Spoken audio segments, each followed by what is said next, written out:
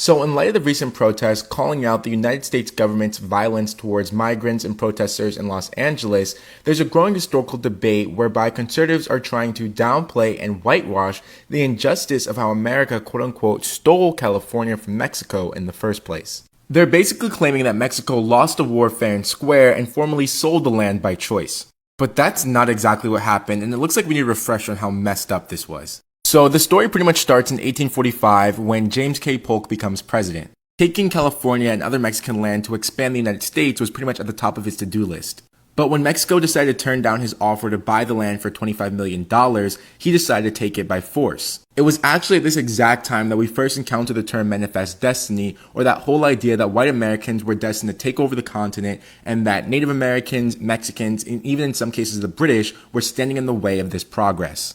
So here's where things get especially grimy. To provoke the conflict needed to seize the land, Polk sent General Zachary Taylor with 4,000 troops to the Nueces Strip, land that was disputed but clearly claimed by Mexico. He put them right next to the Mexican city of Matamoros, knowing that from Mexico's point of view, this would be seen as an invasion of their country, one that they would have to do something about.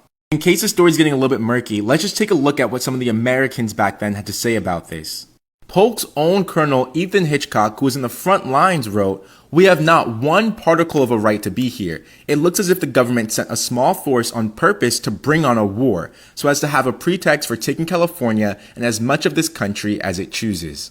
Basically, he knew that the president was sending American troops to provoke a conflict and die so that they could muster up enough support to start a full-scale war. In a short time, Polk finally got what he wanted in April of 1846 when Mexican troops decided to defend their territory, killing 11 Americans. This was known as the Thornton Affair, and right after it, Polk ran to Congress claiming that Mexico had invaded our territory and shed American blood upon American soil.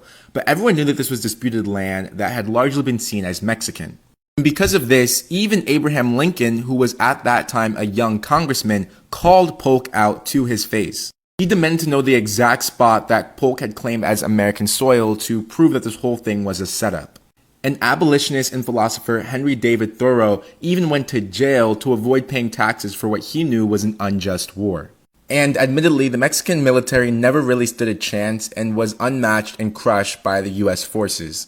This led to US troops storming and occupying Mexico City, and with the official Mexican government in complete collapse, a provisional Mexican government was forced to sign the Treaty of Guadalupe Hidalgo under extreme US military pressure and practically at gunpoint. On the ground, American soldiers looted homes, raped women, and brutalized civilians. Racist propaganda had taught these soldiers to see Mexicans as subhuman, and many military leaders just decided to look the other way if they didn't participate.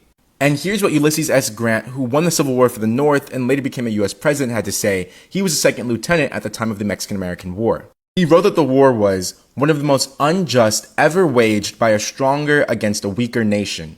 And he said that soldiers were sent to provoke a fight so that Polk could blame Mexico for starting it. So when people today march with Mexican flags or speak out against how our country treats immigrant communities, it's okay to acknowledge something that we should all know as a historical truth. California was taken from Mexico through lies, provocation, and an unjust war of conquest.